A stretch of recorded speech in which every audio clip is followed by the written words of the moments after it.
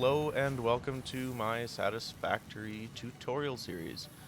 In this series, we're going to do absolutely everything on camera. So you're going to see gathering resources, doing the math for factories, and all the research and everything else. So I decided I'd do this series because I saw that a lot of series out there cut out some material, which is awesome, but for people who want to follow along and don't really know what's happening or want to see what's happening, I figured I'd do a series for that. So here we are. So we're going to get started here with a new one. We're going to do the Rocky Desert because things are a little bit more closer together, but there's lots of great materials and it's great for other people starting out as well. If you're new to the game, it's a great place to start. There's not a ton of super dangerous mobs around, so we're going to start with the Rocky Desert.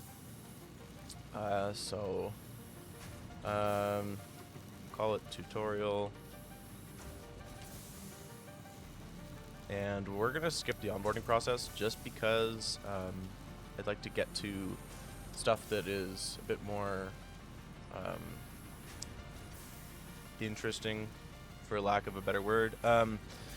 For those of you who have never played before, I would recommend going through the onboarding process in Tier 0 just because it goes over your basic controls and stuff. I will go over them as well, just briefly anyway. So if you want to follow along and you don't want to do the onboarding process, by all means you don't have to, but there is some small story elements, so I would recommend doing it if you haven't done it already. But with that said, we're going to jump in. So this series is going to cover everything, and I'm going to go from bottom up. So without further ado, here we go. So first things first, you're going to spawn in. If you're following along in the Rocky Desert, there's a general spawn area. So there's a radius that the game will spawn you in. So if you're playing along and you start up your world, you won't be in the exact same place that I am in right now, but you'll be somewhere nearby. And the map is set in stone. It's not procedurally generated, so it will all be the same. So everything in the Satisfactory game world is in the same place for everyone who plays the game. So if you want to follow along, you'll be able to find the places that we're going to visit. So first thing is you're going to want to press tab. That's going to open up your inventory and you'll be able to see what you have. Most importantly here is we're going to grab our Xeno Zapper, which is our weapon. You can shift click things to move them quickly. So you left shift and you left click and it moves it quickly. And so we're going to put that into our hands just in case we encounter anything. WSD is for your movement.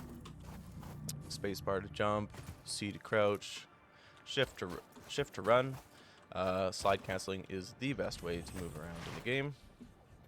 So for those of you who don't know how to, you just want to start walking and then running and then crouch while you're running and then press space. So for the start of the game, our power source is going to be all natural, so it's going to be biomass. So we're going to want to go around pressing E on all the leaves we find, because we want to collect all of these leaves. Potential edible collected. Eating it and surviving does not count as a valid field test and does not generate enough data for Fixit to make an informed decision. Store this potential resource for later use. So that was the baril nut, so I picked up a food source. Despite what Ada says, we can eat it right away, but we will need it for research. So I would recommend grabbing as many as you can, because it's going to be your only way to heal right now. And like I said, we're going to grab leaves, and we want to grab a ton of them, because this is going to be our power source to start out. And we can't pick up trees like this yet, but we will be able to get a chainsaw soon that will allow us to do that. But we want to try and progress away from biomass power because it's all manual. So we have to pick up all of these leaves in order for our power source to be able to run. In the future, we're going to make it so that we'll have automated power so that we don't have to do anything, so it'll all be hands off. So our goal is to get there as quickly as we can because this is kind of boring and it's very tedious. So I highly recommend progressing as fast as possible away from biomass power. So we're just, like I said, we're just running around. We're going to grab a bunch of these.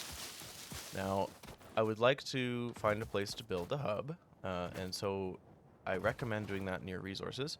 There's a really good spot here by the coast, but if you hold V, you'll get your scanning for resources wheel, and you can move around with the mouse. And so we're going to scan for iron. It's going to show us on the hub where and how far.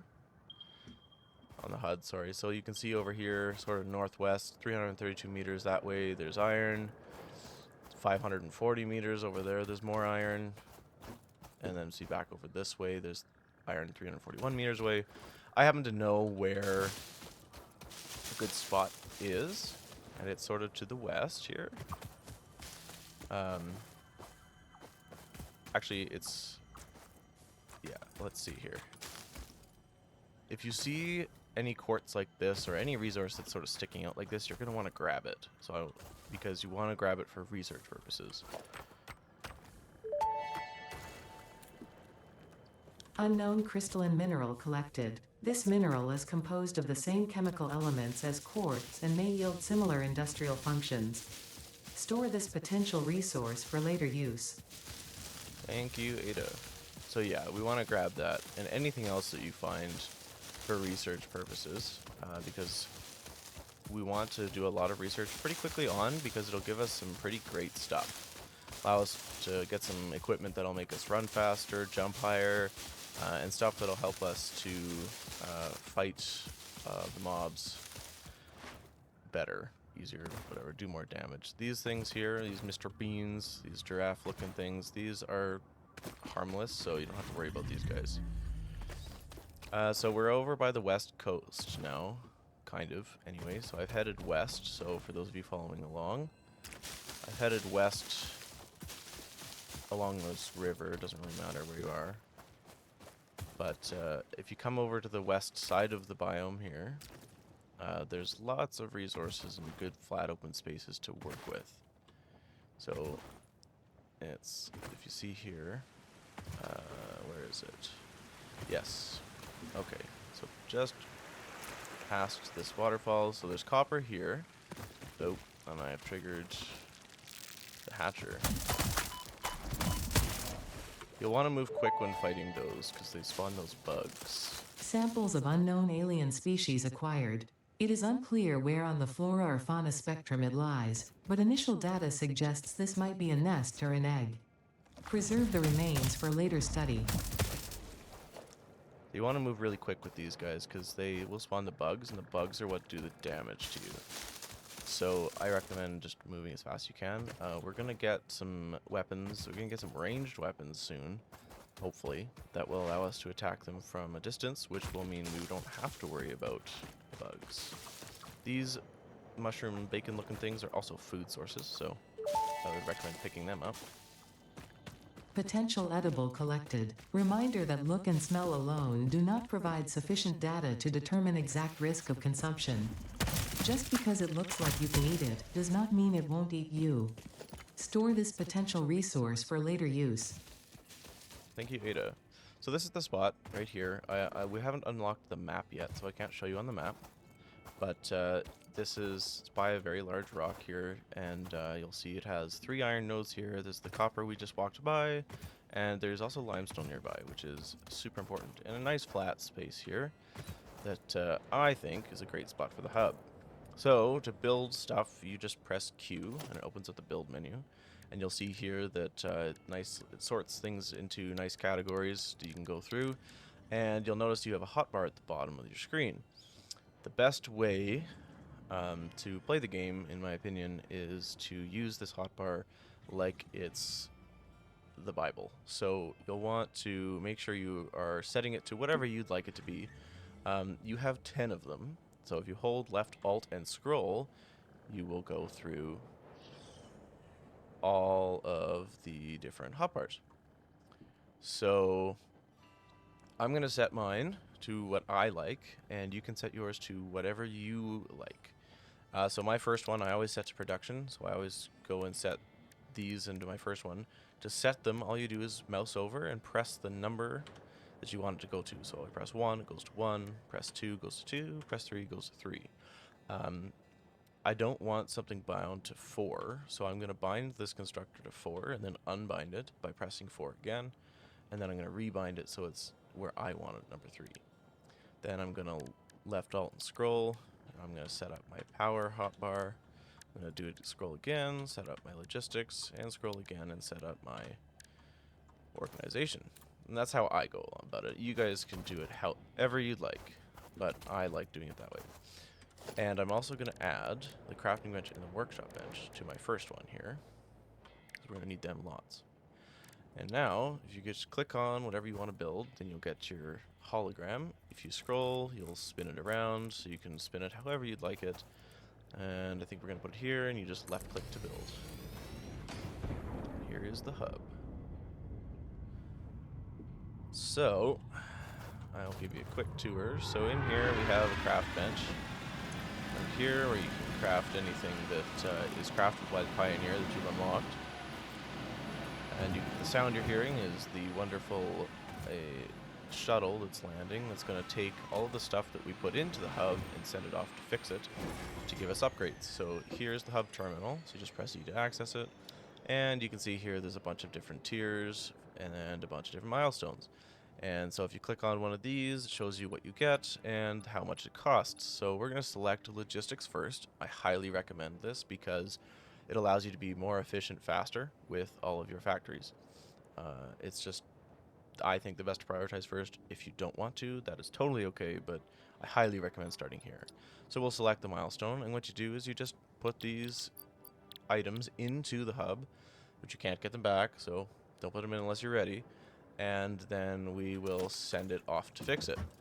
You'll see here you also get a nice storage box right here, which I recommend putting things that you want to research in for now. So we'll put in that quartz we found and the remains of that hatchers that we killed and the bacon agaric. So that is awesome. You'll see here we also have a sort of crew quarters. There's a bathroom, toilet flushes, fantastic. You can waste your fix-it time playing Productive Packer Deluxe, and you can customize your character. So we're going to do that right now. Let's see here. We'll go with gold. And so your primary color is going to be the same color as your tools.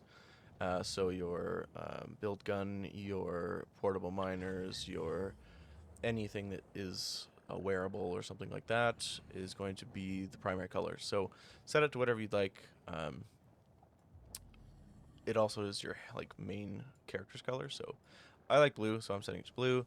If you press the save button here, you can save the color swatch. So I'll save it just as blue. And then secondary, I'm going to also go blue. If you're curious, this is an accent color here, just like this. But I'm going to go with blue. And overalls, I'm also going to go with blue. But you can go with whatever you'd like. Alrighty, so now you'll see that my Xeno Zapper is blue. And that also affects these guys, these portable miners. They're also blue, which is the primary color I set it to. So, it may be boring, but handcrafting is one of the best and quickest ways to advance fast in the game. So, don't be afraid to handcraft things for your milestones. It is more than okay, and it is highly recommended. So, when we start off with tier 1, so we've passed the onboarding phase, you will already start with the miners and stuff unlocked, and you'll also have biomass burners unlocked. These are also biomass burners that come with the hub, but they're not as good as the ones you can build. These ones have a capacity to make 20 megawatts, but the ones that you can build have a capacity of 30. So these fancy guys here have a capacity of 30, which is so much better than 20, trust me. So we're going to be using these. We're literally just going to disregard those, pretending they just don't exist, because this is far more worth it. Now, I highly recommend you want to find iron and you want to get your copper. Your copper, you kind of want to get set up first, contrary to what a lot of people may say, or Ada says. Wire is super important, and you can't power up anything without it. So we're going to come over here, and you'll see this nice chunk of copper. We need to get rid of that in order to be able to place a miner on top. If you want to place a little tiny portable miner, the one that I pulled out of my inventory, this one here, you can do that without doing that. So you'll see here, if I go over to this one, it still has that big chunk on it. I can place this down anywhere I want on that node. But we can't place one of these there because of that rock. Now you'll notice it's saying I don't have portable miners. It's because it doesn't scan what's in your hand. So you have to put it back in your inventory. And just like that, we have a miner. So we're going to build that on the node. And it's going to need power to run. So it's pretty far away. So we're going to move some power over, get it a bit closer. If you press F, that will let you dismantle things. You click and hold. And if you're wondering if you ever forget your controls, they're listed on your hub in the bottom right corner. So tab is for your inventory, N is to search up items and stuff, O is messages from Ada and whatnot, B is your flashlight, H is to get rid of your hands if you want cinematic views and things you're holding. So if I press H here, it'll see my Xeno Zapper disappears. And V is to scan, as you know now, and F is to dismantle, and Q is to build. So this is going to be producing 60 copper per minute. So right now we're not going to focus too heavily on what it's making per minute. We just need to get some things going. So we're going to build a biomass burner. And you think that you can put leaves or wood in it if you would like, but there's a better use for your leaves and wood. If you throw down a craft bench here, or go to the hub one, scroll down, you'll see there's biomass, leaves and wood. These burn more efficiently and is a much better use for your leaves. So I highly recommend convert all your leaves and wood into biomass because it burns slower as well. Otherwise you're going to be running around collecting leaves and wood basically all the time, and that's just not fun. So we'll wait this out. It's kind of slow, but it's not too bad. And then we'll make some wood. Taking a little bit of time, but that's okay. You can automate this process. You can use constructors and stuff to make this for you, but there's no sense in doing that right now because we have no infrastructure yet. So now that you've built it, you can put it in, and this is going to provide maximum 30 megawatts of power. If you're wondering how much power you need to run your systems, if you go to a building, you can see here this one needs 5 megawatts. If you have a full power grid set up, you'll be able to go up to a power pole and see that, which I'll show you in a little bit. So now we're going to look at the miner, and instead of building a power pole first and then placing, like, I can do this and place this, then I can connect a wire, but there's a faster way to do that. If we just build a wire, we can instantly place a pole. So I highly recommend just building wires. Unless you need to place a pole, just build wires. So much faster. And then we're going to connect it to a biomass burner. And just like that, we are mining copper. So like I was mentioning, you can also open a power pole and you can see the power graph here. You'll see consumption 5 megawatts, which makes sense because our miner consumes 5 megawatts. Max consumption is also 5 because there's only one thing on the system. So if you have like a ton of machines and some of them aren't running, that's when these numbers will be different. So the max consumption means everything on the circuit is running. So every machine that you've placed down and connected to this circuit is operating. But as they fill up and finish their jobs and whatnot, they'll stop running. So that will be your consumption. It'll be what's actually being used. If this consumption passes this number, capacity, you'll blow your grid, which sucks.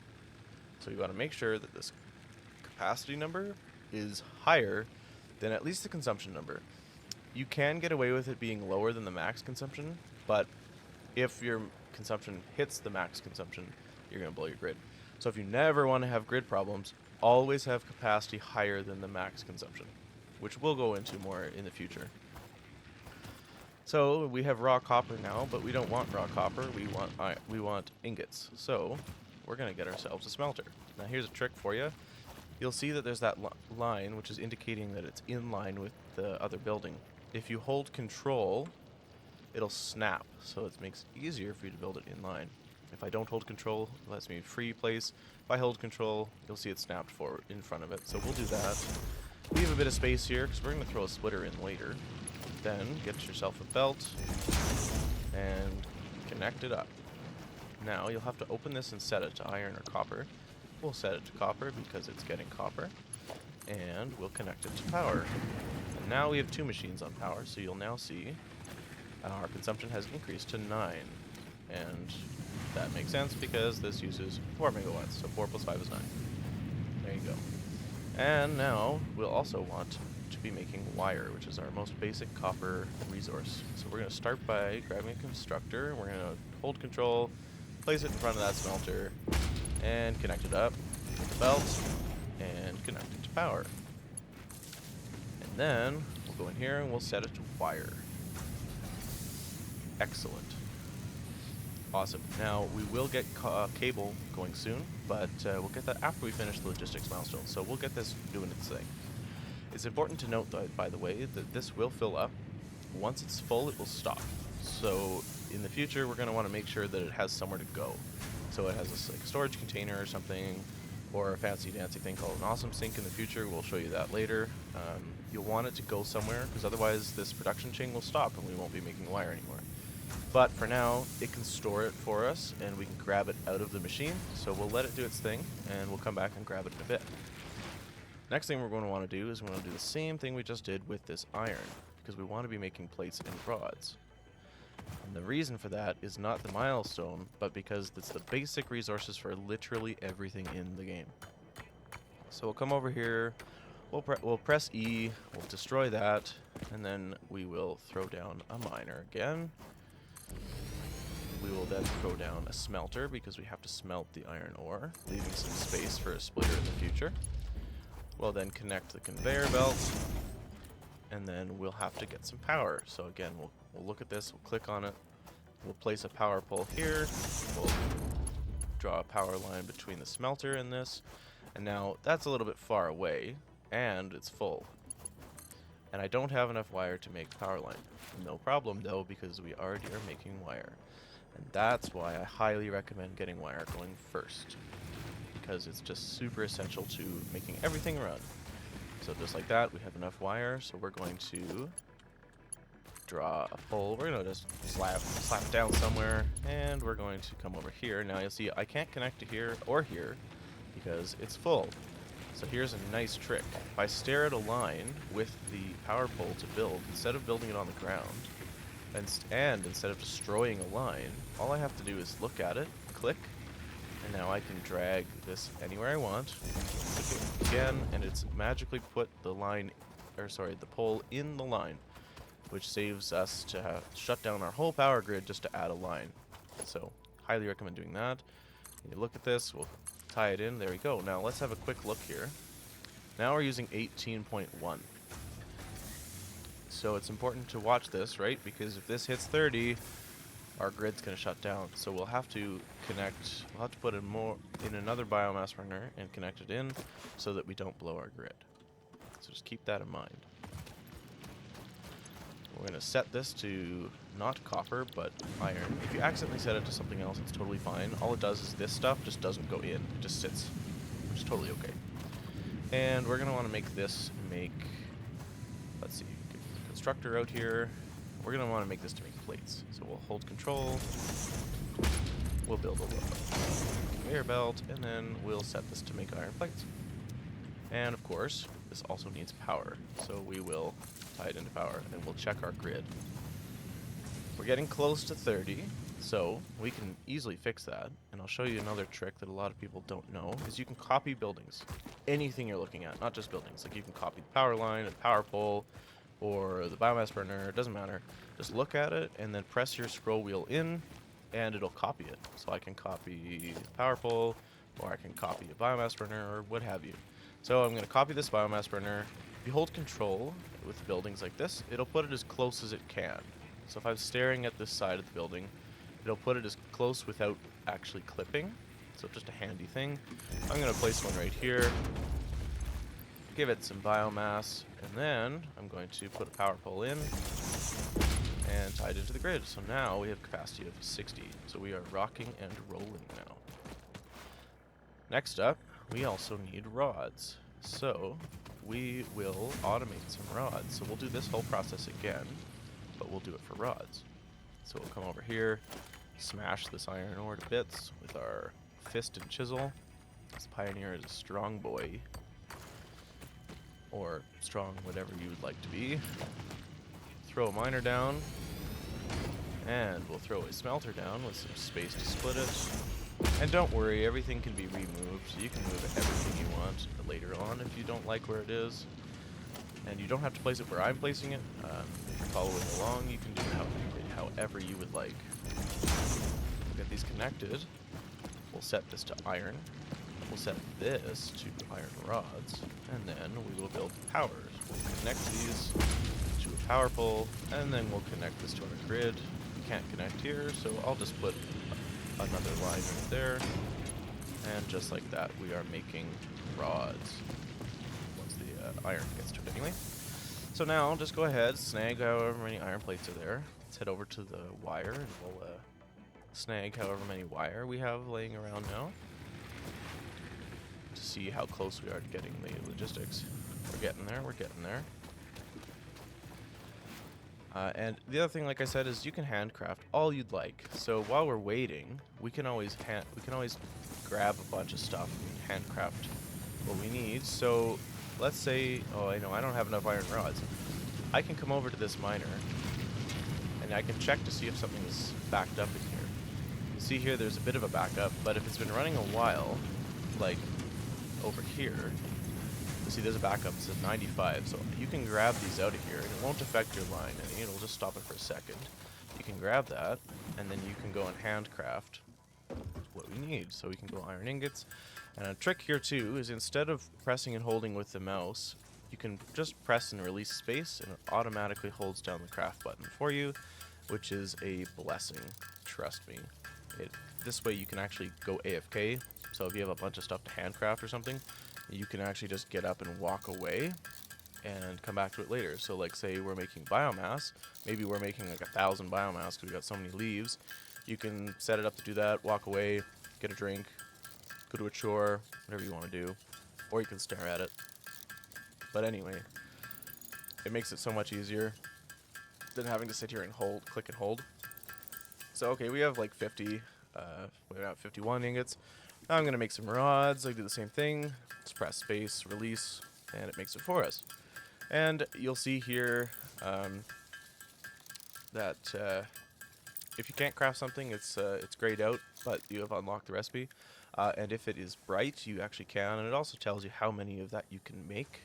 So it's kind of handy because if you're like, well, I need to make a certain number of screws, but you don't have enough resources for those screws, you can go and you can craft, say, okay, I can make 103 ingots. I can start crafting ingots, which you'll notice, of course, screws isn't changing because screws requires rods. But if I then go to craft rods, you'll now see that as I craft rods, the number goes up. So you can watch that number until it hits the number you'd like it to be. So now we have some more rods. We're going to head around. We're going to go grab whatever we've made. And again, like I said, you can handcraft anything you want. So you could just sit here and we could just handcraft everything, which we may have to do here. But I just want to grab what we do have. I'm going to grab some copper out of here because I would like to handcraft some of that wire we need because we do need quite a bit. And it will be faster to do it this way than by machine. It won't feel like it because you're actually applying your time to it instead of a machine's doing it for you, but it is quicker. So we'll make some copper ingots here. You'll notice that you make a lot of wire for each copper ingot, which is quite handy. So we have 189, so we need 300, but we'll also need wire to make stuff, right? We need wire to make those power poles, and we need wire to make some machines, and we need wire to make cable, which is what we use to connect all our machines to power. So you'll want to always have some of that on you. So we don't really want to use all of it up. So it's okay if you do. You'll just have to handcraft more. Or like if we have a machine like we do now, you'll just have to wait for that machine to make a little bit more, which is totally fine too.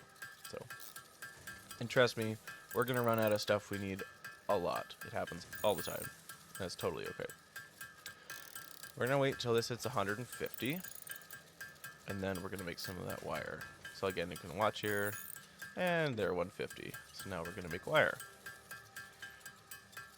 It's slow, but it's okay. Get a good podcast going, get some music, and you're rocking and rolling. It's all good. Or you're listening to the video. Yeah, and you'll see that the cable number is increasing, so we can make cable with wire, and that is the recipe. It's just wire to cable, and we will automate that soon.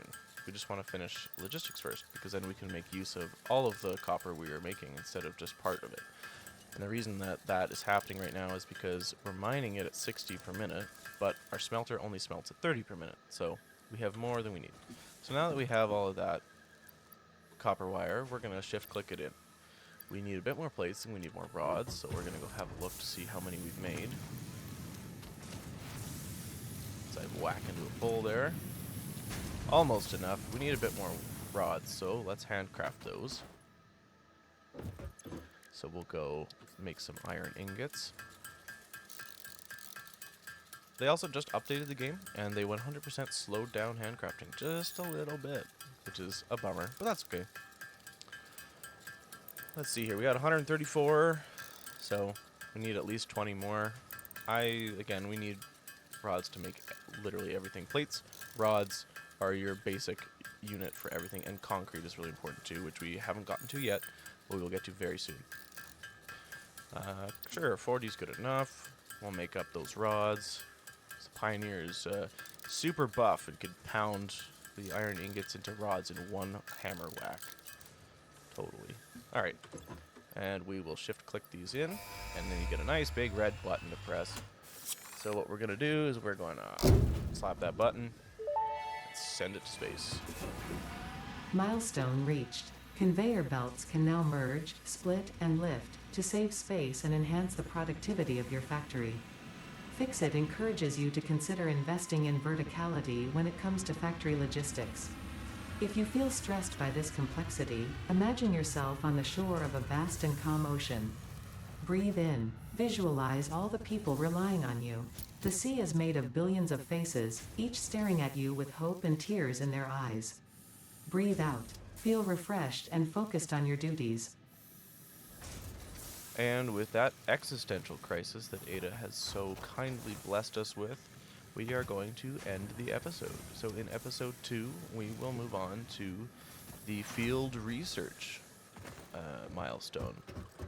This guy right here. So in episode 2, we will complete field research.